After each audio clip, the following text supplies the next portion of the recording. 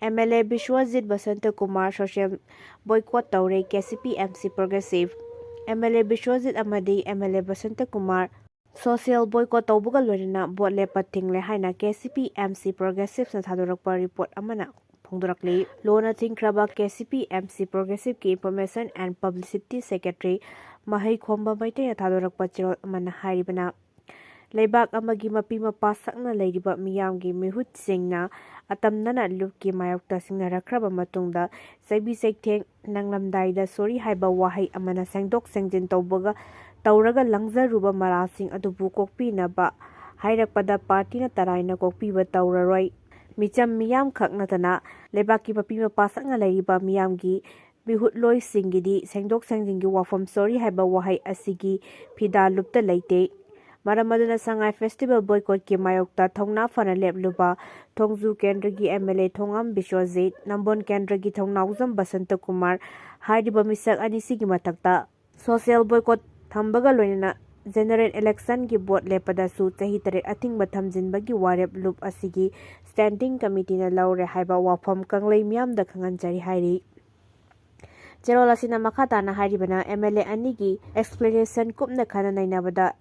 Yamna MLA amadi ka henna ngaksaw thekpagi thong satharakli lebak mayamgi aduk chiraba tanphamda apunbagi khwalaw amaga loinana haukiba November 18 da KCP MC Progressive na Sangai Festival sinjillakpagi damakta general strike boycott tokibadu nomagi shuraga hingliba sinmi kyasing mahai tamjariba mahairoi sing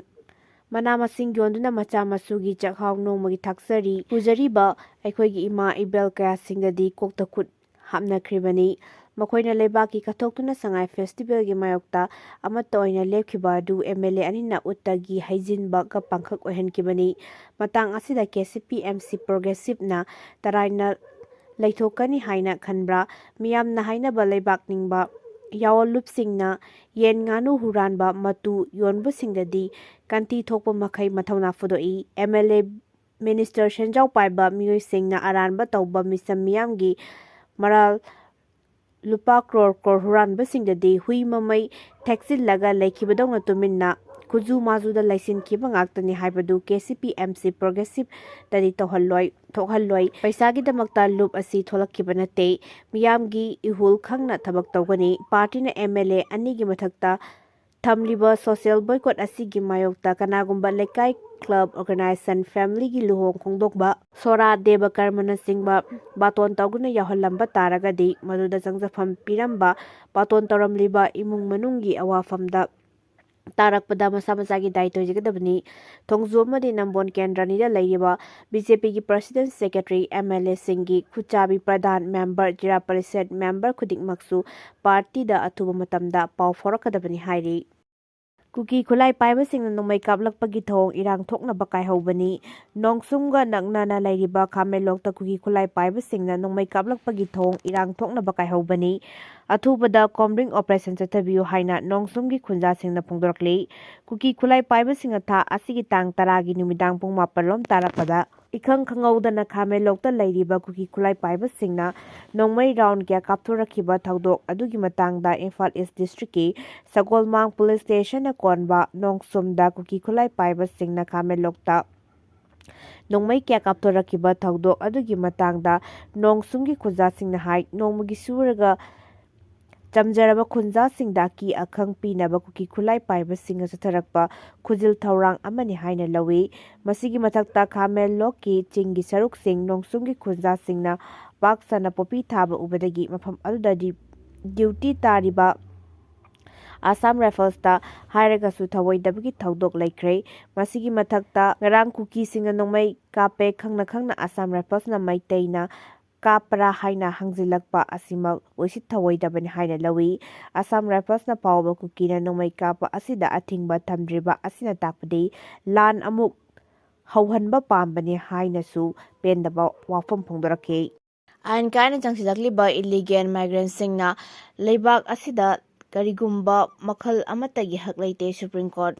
North Eastern States singda maru oina Manipur da illegal Emergency nga thokalakliba tangdulita daba amadi irang asi kopna yenglaba matung Supreme Court of India da naronda natragana ain kana chakilakliba illegal migrants singe ꯂꯩꯕꯥꯛ ꯑꯁꯤꯗ ꯐꯪꯐꯝ ꯊꯣꯛꯄ ꯍꯛ ꯑꯃꯠꯇ ꯂꯩꯇꯦ ꯍꯥꯏꯅ ꯐꯣꯡꯗꯣꯛꯈ꯭ꯔꯦ꯫ Apex court ꯑꯁꯤꯒꯤ 2005ꯗ ꯇꯥꯈꯤꯕ ꯖꯖꯃꯦꯟꯠ ꯑꯃꯕꯨ ꯑꯣꯕꯖꯥꯔꯚ ꯇꯧꯗꯨꯅ ꯑꯁꯥꯝꯗꯁꯨ ꯕꯪꯒ꯭ꯂꯥꯗꯦꯁꯇꯒꯤ ꯆꯪꯁꯤꯜꯂꯛꯂꯤꯕ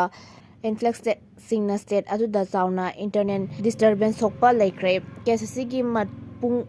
ꯑꯣꯏꯕ ꯍꯤꯌꯔꯤꯡꯗꯤ ꯑꯥꯏꯟ ꯀꯥꯏꯅ ꯆꯪꯁꯤꯜꯂꯛꯈꯤꯕ ꯔꯣꯍꯤꯡꯒ꯭ꯌꯥ ꯃꯥꯏꯒ꯭ꯔꯦꯟꯠ 5ꯕꯨ ꯏꯟꯗꯤꯌꯥꯟ ꯁꯦꯀ꯭ꯌꯨꯔꯤꯇꯤꯅ ꯐꯥꯔꯕ ꯃꯇꯨꯡꯗ ꯊꯤꯕ ꯈꯪꯗꯅ ꯂꯩꯔꯦ ꯍꯥꯏꯕꯒꯤ ꯍꯥꯕꯤꯁ ꯀꯣꯔꯄꯁ ꯑꯁꯤꯒꯤ ꯈꯟꯅꯕ ꯃꯇꯝꯗ ꯁꯨꯄ꯭ꯔꯤꯝ ꯀꯣꯔꯠꯀꯤ ꯁꯣꯂꯤꯁꯤꯇꯔ ꯖꯦꯅꯔꯦꯜ ꯇꯨꯁꯥꯔ ꯃꯦꯍꯇꯥꯅ ꯆꯤꯐ ꯖꯁꯇꯤꯁ ꯁꯨꯔ꯭ꯌꯀꯥꯟꯠ ꯑꯃꯁꯨꯡ ꯖꯁꯇꯤꯁ ꯖꯩ ꯃꯥꯜꯌꯥ ꯄꯥꯛꯁꯤꯒꯤ ꯕꯦꯟꯆꯇ ꯑꯀꯟꯕ ꯃꯑꯣꯡꯗ ꯑꯌꯦꯠꯄ ꯄꯤꯈꯤꯕꯒ ꯂꯣꯏꯅꯅ ꯅꯥꯀꯜ ꯑꯅꯤꯃꯛꯇ ꯌꯥꯝꯅ ꯀꯟꯅ ꯌꯦꯠꯅꯈꯤ꯫ ꯑꯗꯨꯕꯨ ꯀꯦꯁ ꯑꯁꯤꯒꯤ ꯍꯤꯌꯔꯤꯡ ꯆꯠꯊꯕ ꯃꯇꯝꯗ ꯊꯥꯔꯛꯂꯤꯕ ꯍꯥꯕꯤꯁ ꯀꯣꯔꯄꯁ ꯑꯁꯤ ꯍ꯭ꯌꯨꯃꯦꯅꯤꯇꯔꯤꯌꯟ ꯒ꯭ꯔꯥꯎꯟꯗ ꯈꯟꯅꯕ ꯅꯠꯇꯅ ꯑꯃꯗꯤ ꯑꯥꯏꯟ ꯀꯥꯏꯅ ꯏꯟꯗꯤꯌꯥꯗ ꯆꯪꯁꯤꯜꯂꯛꯈꯤꯕ ꯑꯁꯤꯅ ꯃꯔꯝ ꯑꯣꯏꯔꯒ ꯏꯃꯤꯒ꯭ꯔꯦꯟꯠꯁꯤꯡꯗ ꯃꯇꯝ ꯈꯔꯒꯤ ꯑꯣꯏꯅ ꯆꯥꯅ ꯊꯛꯅꯕ, ꯐꯤꯔꯣꯜ ꯑꯃꯗꯤ ꯂꯩꯐꯝ ꯄꯤꯕꯗꯤ ꯌꯥꯏ꯫ ꯍꯥꯏꯔꯤꯕ ꯍ꯭ꯌꯨꯃꯦꯅꯤꯇꯔꯤꯌꯟ ꯂꯣ ꯑꯁꯤ ꯃꯥꯂꯦꯝ ꯄꯨꯝꯕꯗ ꯆꯠꯅꯗꯨꯅ ꯂꯥꯛꯂꯤ, ꯏꯟꯗꯤꯌꯥꯗꯁꯨ ꯆꯠꯅꯔꯤ꯫ ꯃꯁꯤꯒꯤꯁꯨ ꯃꯊꯛꯇ ꯑꯁꯦꯡꯕ ꯏꯂꯤꯒꯦꯜ ꯃꯥꯏꯒ꯭ꯔꯦꯟꯠꯁꯤꯡ ꯑꯁꯤ ꯀꯁꯇꯗꯤꯗ ꯑꯣꯠ-ꯅꯩꯕ ꯇꯧꯕꯗꯤ ꯌꯥꯗꯦ꯫ ꯀꯣꯔꯠ ꯑꯁꯤꯒꯤ ꯃꯈꯥ ꯇꯥꯕ ꯑꯣꯕꯖꯔꯕꯦꯁꯟꯗ ꯃ꯭ꯌꯥꯟꯃꯥꯔꯔꯣꯝꯗꯒꯤ ꯑꯥꯏꯟ ꯀꯥꯏꯅ ꯆꯪꯁꯤꯜꯂꯛꯂꯤꯕ ꯔꯣꯍꯤꯡꯒ꯭ꯌꯥ ꯔꯤꯐ꯭ꯌꯨꯖꯤꯁꯤꯡ ꯑꯁꯤ ꯍꯧꯖꯤꯛꯇꯤ ꯋꯦꯁꯠ ꯕꯦꯡꯒꯜ ꯑꯃꯁꯨꯡ ꯑꯁꯥꯝꯗ ꯑꯀꯟꯕ ꯆꯩꯊꯦꯡ ꯑꯃ ꯄꯤꯗꯨꯅ ꯂꯥꯛꯂꯤ꯫ 2005ꯗ ꯁꯨꯄ꯭ꯔꯤꯝ ꯀꯣꯔꯠꯅ ꯇꯥꯈꯤꯕ ꯖꯖꯃꯦꯟꯠ ꯑꯗꯨꯒꯤ ꯃꯇꯨꯡꯏꯟꯅ ꯃꯇꯝ ꯑꯗꯨꯗ ꯕꯪꯒ꯭ꯂꯥꯗꯦꯁ ꯑꯃꯗꯤ ꯃ꯭ꯌꯥꯟꯃꯥꯔꯗꯒꯤ ꯑꯥꯏꯟ ꯀꯥꯏꯅ ꯏꯟꯗꯤꯌꯥꯔꯣꯝꯗ ꯃꯔꯨꯑꯣꯏꯅ ꯑꯁꯥꯝ ꯆꯪꯁꯤꯜꯂꯛꯈꯤꯕ ꯔꯣꯍꯤꯡꯒ꯭ꯌꯥ ꯔꯤꯐ꯭ꯌꯨꯖꯤꯁꯤꯡ ꯑꯁꯤꯅ ꯁ꯭ꯇꯦꯠ ꯑꯗꯨꯗ ꯑꯦꯛꯁꯇꯔꯅꯦꯜ ꯑꯦꯒ꯭ꯔꯦꯁꯟ ꯊꯣꯛꯍꯜꯂꯛꯂꯕꯁꯨ ꯏꯟꯗꯤꯌꯥꯒꯤ ꯑꯣꯏꯅꯗꯤ ꯃꯗꯨ ꯏꯟꯇꯔꯅꯦꯜ ꯗꯤꯁꯇꯔꯕꯦꯟꯁꯅꯤ ꯍꯥꯏꯅ ꯂꯧꯗꯨꯅ ꯃꯇꯝ ꯑꯗꯨꯒꯤ ꯌꯨꯅꯤꯌꯟ ꯒꯚꯔꯟꯃꯦꯟꯠꯅ ꯑꯁꯥꯝ ꯁ꯭ꯇꯦꯠ ꯑꯁꯤꯕꯨ ꯏꯟꯇꯔꯅꯦꯜ ꯗꯤꯁꯇꯔꯕꯦꯟꯁ ꯊꯣꯛꯇꯅꯕꯒꯤꯗꯃꯛꯇ ꯏꯟꯗꯤꯌꯥꯟ ꯀꯟꯁꯇꯤꯇ꯭ꯌꯨꯁꯟꯒꯤ ꯑꯥꯔꯇꯤꯀꯜ 355 ꯆꯠꯅꯍꯟꯗꯨꯅ ꯃꯇꯝ ꯑꯗꯨꯒꯤ ꯑꯔꯨꯕ ꯄ꯭ꯔꯣꯕ꯭ꯂꯦꯝꯁꯤꯡ ꯂꯣꯏꯁꯤꯟꯅꯕ ꯍꯣꯠꯅꯈꯤ꯫ ꯃꯇꯧ ꯑꯁꯨꯝꯅ ꯍꯧꯖꯤꯛ ꯅꯣꯔꯊ ꯏꯁꯇꯔꯟ ꯁ꯭ꯇꯦꯠꯁꯤꯡꯗ ꯌꯨꯝꯂꯣꯟꯅꯔꯤꯕ ꯕꯪꯒ꯭ꯂꯥꯗꯦꯁ ꯑꯃꯗꯤ ꯃ꯭ꯌꯥꯟꯃꯥꯔꯗꯒꯤ ꯑꯥꯏꯟ ꯀꯥꯏꯅ ꯆꯪꯁꯤꯜꯂꯛꯂꯤꯕ ꯏꯂꯤꯒꯦꯜ ꯃꯥꯏꯒ꯭ꯔꯦꯟꯠꯁꯤꯡ ꯑꯁꯤ ꯍ꯭ꯌꯨꯃꯦꯅꯤꯇꯔꯤꯌꯟ ꯂꯣꯒꯤ ꯃꯇꯨꯡ ꯏꯟꯅ ꯃꯈꯣꯏꯕꯨ ꯔꯤꯐ꯭ꯌꯨꯖꯤ ꯁ꯭ꯇꯦꯇꯁ ꯄꯤꯗꯨꯅ ꯃꯇꯝ ꯈꯔꯒꯤ ꯑꯣꯏꯕ ꯆꯥꯅꯕ, ꯆꯤꯟꯖꯥꯛ, ꯐꯤꯔꯣꯜ ꯑꯃꯗꯤ ꯆꯪꯐꯝ ꯄꯤꯕꯒꯤ ꯔꯥꯏꯠ ꯑꯗꯨꯃꯛꯇꯤ ꯂꯩ꯫ ꯑꯗꯨꯕꯨ ꯔꯤꯐ꯭ꯌꯨꯖꯤ ꯑꯃꯗꯤ ꯏꯂꯤꯒꯦꯜ ꯃꯥꯏꯒ꯭ꯔꯦꯟꯠꯁꯤꯡ ꯑꯁꯤꯕꯨ ꯀꯟꯁꯇꯤꯇ꯭ꯌꯨꯁꯟ ꯑꯃꯗꯤ ꯏꯟꯗꯤꯌꯥꯒꯤ ꯂꯣꯅ ꯁꯤꯇꯤꯖꯦꯟ ꯑꯃꯗ ꯄꯤꯔꯤꯕ ꯔꯥꯏꯠꯁꯤꯡ ꯑꯗꯨꯗꯤ ꯄꯤꯕ ꯈꯛ ꯌꯥꯔꯣꯏ ꯍꯥꯏꯅ ꯑꯣꯕꯖꯔꯕꯦꯁꯟ ꯄꯤꯈꯤ꯫ ꯏꯝꯐꯥꯜꯗꯒꯤ ꯀꯥꯝꯖꯣꯡ ꯆꯠꯄꯒꯤ ꯂꯝꯕꯤꯗ ꯗꯤꯁꯇ꯭ꯔꯤꯛ ꯑꯅꯤꯒꯤ ꯕꯤꯖꯦꯄꯤꯒꯤ ꯂꯨꯆꯤꯡꯕꯁꯤꯡꯅ ꯍꯥꯏꯕꯗꯒꯤ ꯀꯨꯀꯤ ꯑꯥꯏꯗꯤꯄꯤꯁꯤꯡꯒ ꯎꯅꯈꯤꯕꯅꯤ꯫ ꯈꯦꯝꯆꯥꯟ ꯊꯥ ꯑꯁꯤꯒꯤ 9ꯗ ꯂꯤꯇꯥꯡ ꯆꯔꯩꯈꯣꯡꯗ ꯂꯩꯕ ꯀꯨꯀꯤ ꯑꯥꯏꯗꯤꯄꯤꯁꯤꯡꯒ ꯎꯅꯈꯤꯕ ꯑꯗꯨ ꯎꯈ꯭ꯔꯨꯜ ꯑꯃꯁꯨꯡ ꯐꯨꯡꯌꯥꯔꯒꯤ ꯕꯤꯖꯦꯄꯤꯒꯤ ꯂꯨꯆꯤꯡꯕꯁꯤꯡꯅ ꯄꯤꯁ ꯃꯦꯁꯦꯖ ꯑꯃ ꯄꯤꯕ ꯆꯨꯝꯃꯤ ꯍꯥꯏꯕꯗꯒꯤ ꯎꯅꯈꯤꯕꯅꯤ꯫ ꯔꯤꯂꯤꯐ ꯀꯦꯝꯞ ꯑꯗꯨꯗ ꯂꯩꯔꯝꯕ ꯀꯨꯀꯤ ꯑꯥꯏꯗꯤꯄꯤꯁꯤꯡꯅꯁꯨ ꯃꯈꯣꯏ ꯑꯊꯨꯕ ꯃꯇꯝꯗ ꯃꯌꯨꯝꯗ ꯍꯟꯅꯕ ꯍꯣꯠꯅꯕꯗ ꯄꯥꯡꯕ ꯌꯥꯕ ꯃꯇꯦꯡ ꯄꯥꯡꯕꯤꯌꯨ ꯍꯥꯏꯅ ꯇꯛꯁꯤꯜꯂꯛꯈꯤ ꯍꯥꯏꯅ ꯑꯦꯝ.ꯑꯦꯜ.ꯑꯦ. ꯈꯦꯝꯆꯥꯟꯅ ꯃꯄꯥꯟꯒꯤ ꯅ꯭ꯌꯨꯁ ꯆꯦꯅꯦꯜ ꯑꯃꯒ ꯍꯛꯊꯦꯡꯅꯅ ꯎꯅꯕ ꯑꯃꯗ ꯐꯣꯡꯗꯣꯛꯈ꯭ꯔꯦ꯫ ꯑꯦꯝ.ꯑꯦꯜ.ꯑꯦ. ꯈꯦꯝꯆꯥꯟꯅ ꯃꯈꯥ ꯇꯥꯅ ꯐꯣꯡꯗꯣꯛꯈꯤꯕꯗ ꯅꯨꯃꯤꯠ ꯑꯗꯨ ꯃꯍꯥꯛ ꯀꯥꯝꯖꯣꯡꯒ ꯆꯠꯄꯅꯤ꯫ ꯏꯝꯐꯥꯜ ꯎꯈ꯭ꯔꯨꯜ ꯐꯥꯎꯕꯒꯤ ꯃꯔꯛ ꯑꯁꯤꯗ ꯂꯤꯇꯥꯟ ꯑꯃꯁꯨꯡ ꯆꯥꯁꯥꯠꯇ ꯀꯨꯀꯤ ꯈꯨꯜ ꯑꯅꯤ ꯂꯩ꯫ ꯀꯥꯝꯖꯣꯡ ꯆꯠꯄꯒꯤ ꯈꯣꯡꯆꯠ ꯑꯗꯨꯗ ꯎꯈ꯭ꯔꯨꯜ ꯑꯃꯁꯨꯡ ꯐꯨꯡꯌꯥꯔ ꯗꯤꯁꯇ꯭ꯔꯤꯛꯀꯤ ꯕꯤꯖꯦꯄꯤꯒꯤ ꯂꯨꯆꯤꯡꯕꯁꯤꯡꯅ ꯂꯤꯇꯥꯟ ꯁꯔꯩꯈꯣꯡꯗ ꯂꯩꯔꯤꯕ ꯀꯨꯀꯤ ꯑꯥꯏꯗꯤꯄꯤꯁꯤꯡ ꯑꯗꯨꯒ ꯎꯅꯗꯨꯅ ꯄꯤꯁ ꯃꯦꯁꯦꯖ ꯑꯃ ꯄꯤꯕ ꯆꯨꯝꯃꯤ ꯍꯥꯏꯕꯗꯒꯤ ꯆꯥꯅ ꯊꯛꯅꯕ ꯄꯣꯠꯂꯝ ꯀꯌꯥ ꯑꯃ ꯂꯩꯔꯒ ꯀꯨꯀꯤ ꯑꯥꯏꯗꯤꯄꯤꯁꯤꯡ ꯑꯗꯨꯒ ꯎꯅꯈꯤꯕꯅꯤ꯫ ꯃꯍꯥꯛꯅ ꯔꯤꯂꯤꯐ ꯀꯦꯝꯞ ꯑꯗꯨꯗ ꯆꯪꯕ ꯃꯇꯝꯗꯁꯨ ꯀꯨꯀꯤ ꯑꯥꯏꯗꯤꯄꯤꯁꯤꯡ ꯑꯗꯨꯅ ꯃꯍꯥꯛꯄꯨ ꯍꯔꯥꯎ ꯍꯔꯥꯎ ꯑꯣꯛꯈꯤ꯫ ꯂꯩꯔꯤꯕ ꯎꯪꯈꯠꯅꯕ ꯑꯁꯤꯒꯤ ꯃꯔꯛꯇ ꯑꯩꯈꯣꯏ ꯃꯁꯦꯜꯒꯤ ꯃꯔꯛꯇ ꯊꯥꯖꯅꯕ ꯑꯃ ꯊꯝꯗꯨꯅ ꯁꯥꯟꯇꯤ ꯂꯥꯛꯅꯕ ꯍꯣꯠꯅꯕ ꯍꯥꯏꯕꯁꯤ ꯆꯨꯝꯃꯤ ꯍꯥꯏꯅ ꯈꯟꯕꯅ ꯑꯥꯏꯗꯤꯄꯤꯁꯤꯡ ꯑꯗꯨꯒ ꯎꯅꯈꯤꯕ ꯑꯗꯨꯗ ꯑꯥꯏꯗꯤꯄꯤꯁꯤꯡꯒꯤ ꯃꯥꯏꯀꯩꯗꯒꯤ ꯃꯈꯣꯏ ꯑꯊꯨꯕ ꯃꯇꯝꯗ ꯃꯌꯨꯝꯗ ꯍꯟꯕ ꯄꯥꯝꯃꯤ꯫ ꯃꯗꯨꯒꯤꯗꯃꯛ ꯁꯔꯀꯥꯔꯅ ꯇꯛꯁꯤꯟꯗꯨꯅ ꯄꯥꯡꯕ ꯌꯥꯕ ꯃꯇꯦꯡ ꯄꯥꯡꯕꯤꯌꯨ ꯍꯥꯏꯅ ꯋꯥꯀꯠꯂꯛꯈꯤꯕ ꯑꯗꯨꯗ ꯃꯍꯥꯛꯁꯨ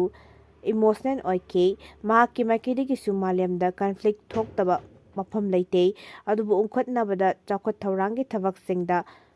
ꯈꯨꯝꯗꯕꯇ ꯅꯠꯇꯅ ꯇꯨꯡꯒꯤ ꯍꯧꯒꯠꯂꯛꯂꯤꯕ ꯃꯤꯔꯣꯜꯁꯤꯡꯗ ꯄꯤꯒꯗꯧꯔꯤꯕ ꯆꯩꯅꯥ ꯀꯌా ꯑꯗꯨ ꯌꯦꯡꯂꯒ ꯑꯩꯈꯣꯏ ꯃꯁꯦꯜꯒꯤ ꯃꯔꯛꯇ ꯂꯩꯔꯤꯕ ꯊꯥꯖꯅꯗꯕ ꯑꯗꯨ ꯀꯣꯛꯍꯟꯗꯨꯅ ꯁꯥꯟꯇꯤ ꯂꯥꯛꯅꯕ ꯍꯣꯠꯅꯃꯤꯟꯅꯗꯨꯅ ꯍꯥꯟꯅꯒꯨꯝ ꯅꯨꯡꯁꯤ ꯆꯥꯟꯅꯅ ꯂꯩꯃꯤꯟꯅꯕ ꯍꯣꯠꯅꯁꯤ ꯍꯥꯏꯅ ꯈꯪꯍꯜꯂꯝꯈꯤ꯫ ꯀꯨꯀꯤ ꯑꯥꯏꯗꯤꯄꯤꯁꯤꯡ ꯑꯗꯨꯅꯁꯨ ꯃꯍꯥꯛꯀꯤ ꯋꯥꯐꯝ ꯑꯗꯨꯗ ꯌꯥꯝꯅ ꯄꯨꯛꯅꯤꯡ ꯆꯪꯅ ꯇꯥꯈꯤ꯫ ꯀꯨꯀꯤꯕꯨ ꯑꯣꯏꯔꯣ ꯃꯩꯇꯩꯕꯨ ꯑꯣꯏꯔꯣ ꯂꯥꯟꯖꯦꯟꯅꯗꯨꯅ ꯔꯤꯂꯤꯐ ꯀꯦꯝꯞꯇ ꯂꯩꯔꯤꯕꯁꯤꯡ ꯑꯁꯤ ꯂꯣꯏꯅꯃꯛ ꯃꯌꯨꯝꯗ ꯍꯟꯕ ꯄꯥꯝꯕ ꯉꯥꯛꯇꯅꯤ ꯍꯥꯏꯅ ꯐꯣꯡꯗꯣꯛꯈꯤ꯫ ꯂꯨꯞꯀꯤ ꯃꯤꯡꯆꯠ ꯊꯤꯅꯕ ꯍꯣꯠꯅꯔꯛꯂꯤꯕ ꯂꯥꯂꯣꯡꯁꯤꯡ ꯂꯥꯏꯕꯛ ꯊꯤꯕꯅꯤ꯫ ꯀꯦ.ꯁꯤ.ꯄꯤ. ꯂꯨꯞꯀꯤ ꯃꯤꯡꯆꯠ ꯊꯤꯅꯕ ꯍꯣꯠꯅꯔꯛꯂꯤꯕ ꯂꯥꯂꯣꯡꯁꯤꯡ ꯑꯁꯤ ꯂꯥꯏꯕꯛ ꯊꯤꯕꯅꯤ꯫ ꯂꯣꯏꯅꯅ ꯂꯨꯞꯅ ꯊꯝꯈꯤꯕ ꯋꯥꯐꯝꯗ ꯀꯔꯦꯝꯅꯔꯤꯕꯁꯤꯡ, warak watemba hawragan haina lona tingkraba KCP Taibangamba group na thadurakpa chirol amana hairi lubasigi publicity secretary Salainganba Maitei na thadurakpa chirol amana hai tha asigi tarukta pause singda Manipur Police Department na thadurakhiba mipha mipungi manung sanna yaurakkiba Wangkem Singlem Sing Chahi 18 apokpa W Manau Sing Langtaban Khunau hariba mioi asi lup asiga hiram amatada mari lenadei hariba mioi asi lup ki operation on eradication of public enemy KCP Taibangamba group na lup ki mahut chilaga thingjiluba matamda auto rickshaw thauguna masagi humang manna hingnabagi lanpham thengaduna hingjaba icham chamba misak amani haiba mayak sengna khangba ngamlei police department amadi Indian security force singna ningtam lalhau ihong na satharakpa paring naina chathaduna lakliba thawong singi manung channa lalhawlup singi mingchathi na bhonariba lalong amani haibasi miyamgi mafamda khanganjari hairi bom thamjilambagi mayokta December 16 da state sida leiriba oil pump pumnamak thong longadori Sangai thungkhaiga mari lenina petrol pump ta bom thamjilambagi thawong yaningda phungdoktuna December 16 da petrol pump pumnamak thong longani hairi pawasina makhatana hai Sangai thungkhaiga mari lenina bom thamjinduna aki tujungba pokhanbagi thawong yaningde haina state asigi tongan mafam singda hangliba petrol pump singna phungdoraklei oil pump singda piba ngamloidaba demand tawbiganu haina paladuna pump hangliba singna hai lengakna lepa mamanda numit khudingi thau yonuna lakpani ahenba sendong loba leite maximum retail price tagi henna yonbasu yade tangai fadana sijinadaba yadaba polam ama oiriba petrol amade diesel bu tilhau chanamgumna yoningba mamanda yonba yabagi moongda kanagumbana ka henba moongda selgi demand torakpa maram jade entrepreneur ama oina miyamgi thawgal tawnabagi-damakta petrol pump hangliba singda ka henba chaithing piduna petrol pump sing muthatnaba tharang lakhotpiganu numit khudingi petrol pump hanguna miyamgi thawgal tawriba asida ahenba sendong lobagi wafam leite haina supungdorakli Trumpna Thailand Cambodia gi lan lepanaba thawang lakhotpa hokre Thailand amadi Cambodia gi marakta khut thongnaba numit humni surakpaga loina US President Donald Trump na lan lefanaba thawang lakhotpa hokre Asia gi umlonaba lebak ani numit mangani lan choknaruraba matungda hokhiba July thada ceasefire khuyek pinaduna lan lebrurabani nakal ani akanba moongda khut thongnarakpaga loina Thailand gi foreign minister na haiki madudi ngamkhai gi sayetnaba kokhanabagi matangda makhatana wari sanaba mathau tade lebak anigi yetnabada atopa ahum suba lebak amana khut thingjilakpagi mathausu tade amoromda Cambodia gi prime minister Hun Manet ki makok thongba advisor amanadi athuba matamda wari sanaraga lan lefanaba sem sarna leire hain phungdoki cheraksida US President Donald Trump na Pennsylvania da pangthokliba leli amada wangangatuna haiki athuba matamda phone tawraga Cambodia amadi Thailand gi lan lefanaba thawrang lokholagani haiki